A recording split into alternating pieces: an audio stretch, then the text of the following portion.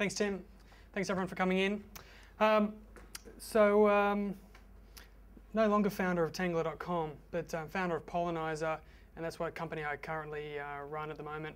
And Pollenizer is a company that helps other people who are building web-based businesses. It was about 9 months ago we did some work with a guy who wanted to build some online businesses, and through the process of analysing the opportunity, we realised that it was just going to be too hard, just far too crowded. So we said, hey, what about mobile? And he said, look, I don't know enough about it, but I can build the applications. Can you help me with the mobile side? And what we'd found in helping building mobile businesses was that previously there was so much infighting between carriers and handset makers that it was difficult for mobile to become an industry that was easy to build for. It was quite complex. There were so many different handsets, different screen sizes, operating system. It was just very difficult. But we saw the iPhone was coming out, and we'd seen what had been done with it, and we knew how Apple dealt with technology. We knew that they wanted to wait till it was at a certain level so they could provide a certain level of service to their customers. So we formed a joint venture, and part of the Pollenizer philosophy is have a big vision about where you can take a business, but start somewhere very small and start as quickly as you possibly can.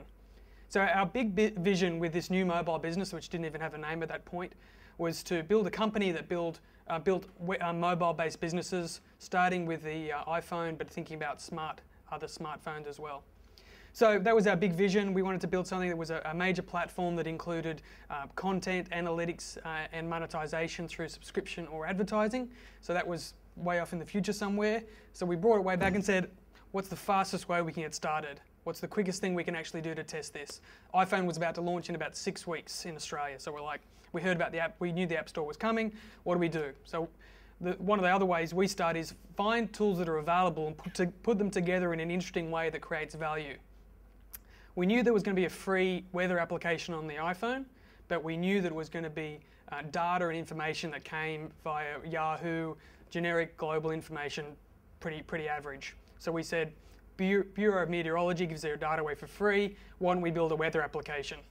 Didn't really know much more about it, but that's what we started on was just build a weather application. And again, we'd like to fail as quickly as we possibly can, so we just put it up into a web browser, and we showed some people and said, yeah, is that interesting? And they went, yeah, that's pretty cool. It's, I could get a lot of that other places, but you've put it together quite nicely. Fantastic. And we said, great. So there's a good start. People didn't think it was too terrible. Although I heard a good saying recently, if your first version isn't actually deeply embarrassing to you, then you've waited too late. And I like that principle. I've certainly applied it on a number of occasions. So we had this weather application. We started it in the web. That enables you to iterate on it a fair bit. We put it into the iPhone. We called it Oz Weather, and we launched it. And we decided, what the heck, it didn't take us much time. We'll charge money for it. And we put it next to a free application, and we're charging money for ours. We're like, that's a pretty ballsy thing to do. But we thought, well, we've got the information, we've got better information, we're displaying it a better way, we give you the radar, it's really focused on Australia, where the other one is really not. Let's see how it goes. And that worked quite well. We started getting sales day one. So that was really positive for us. What we wanted to do, though, in terms of moving us to the bigger vision, was not just put up the app and then, go off and do other things. We really wanted to experiment with it, learn more about this new industry that was coming around, about rich applications on a smartphone. So we decided, let's try some different marketing. We started doing a bit of blogging about it. We started tweeting some things out. We hooked weather up to Twitter so that you could get a weather update, so you can follow Sydney observations and get the weather for tomorrow at 4 o'clock in the afternoon. We tried all these different things. We thought about the pricing. What are people going to pay for this? Should it be really cheap? We call it the popcorn price. And if the price is so low, people go, it's Ocarina, this app you blow into to make a noise. All that, 99 cents, what the hell? I'll just buy it. So that's at the popcorn level. But we're a premium app. We were $2.50.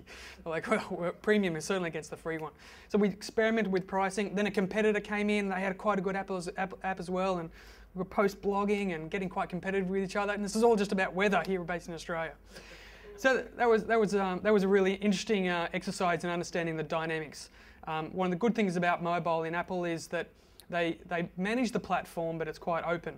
So they let you manage the content. There's reviews by other people, but it's not. So they don't strongly do the marketing other than to say, we'll go and sell an awesome phone and get millions of people onto it. And I heard today about 50% of Optus's phones that are sold at the moment are iPhones. So certainly it's a massively growing market. So they provide that platform, and then you've got to do the rest. Certainly now, with thousands of applications in the App Store, you can't just throw an app on there and have it be a success. So we wanted to, again, keep trying in terms of those marketing components.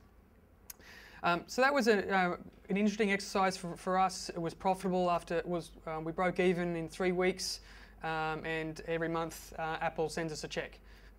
So that we're not going to retire on it, but in terms of the learnings about working in a mobile world, it was really interesting for us. And one of the things we really saw was, similar to the web, people jumped on the web with a lot of basic things, but they weren't really using the power of the web. A lot of what's on mobile at the moment is taking things that work on the web, little basic games, little basic applications, things like weather, and just making them a little bit better by having them accessible on your phone. I think there's a years and years and years worth of exploration and opportunity and trial and error in new ways to use the mobile, new ways of thinking about location-based services, new ways to think about the different interactions with multiple people together with their mobile phones, and I see that's where the big opportunity is, and we're really just scratching the surface at the moment. On the back of Oz Weather, we decided to launch a full company to pursue the bigger dream. So we found a founder, Keith Ahern, who was working at News Digital at the time. We went and got some investors, and in 3 weeks we'd incorporated a company, had 2 founders, had 3 clients, and some working capital to get it started. And that's one of the exciting things about mobile is it's a new space. There's a lot of new opportunities for everyone to explore in. So in terms of raising investment, as long as you're again staying focused to begin with, and there's a big vision to move towards, I think there's a lot of opportunities to find investment, and we've certainly had no challenge to doing that. The other thing also in terms of iPhone wasn't like back in J2ME or Nokia, where Harold will testament to this, develop applications for those with hundreds of thousands of dollars, and generally by the time you finished it there was 10 new handsets and you didn't support everybody. Even with Nokia you couldn't support all the phones. iPhone, one platform, one screen size, one operating system, much simpler to develop. We developed the first version of Oz Weather for under $10,000. So it's a much better platform to iterate on and to start. You don't need to go and raise $1 million. So that's quite encouraging. But that's the base story from us. From Pollenizer, we started through Oz Weather, moved into building mogeneration, and now mogeneration's in the process of building out this platform, which includes analytics, advertising, and subscription, and also the content publishing and notification. So it's a little bit about a watch this space, but it's more it's about jump into this space and start playing. Thank you. A lot of businesses, they have a big vision and they really struggle to encapsulate it, struggle to work out the sequence by which they build towards it. So what they imagine what it is, and then they try to build everything at once. And the danger is you're hypothesizing about so much, so many assumptions. You've got a good sense and maybe you've done a lot of research, but until you have live interaction, you'll never really know. So what we encourage people to do is, find the thing which creates the most value. We call it the core utility, what's the smallest amount of features to do that, and launch it to a small group of people. Don't get Super Bowl ads, but launch it to a small amount of people. The faster you can get that sort of learning, and the faster you can iterate on that, the more you're going to learn. I always have this opinion that first mover advantage is about compound interest of wisdom rather than market share. So that the more you learn, the more mistakes you make, because you're generally moving into a new market. You're not copying someone who's already done it, so you're creating something new. So you have to make lots of mistakes. You have to learn lots of things about it. So, and we work with a lot of companies who have spent a lot of money to build the big Taj Mahal, as Peter Williams from Eclipse calls it, and then they launch it, and then 30 seconds after it's launched, they're like, wow, we got a bunch of stuff wrong. And they could have saved a lot of money and time by launching small components earlier and iterating towards that.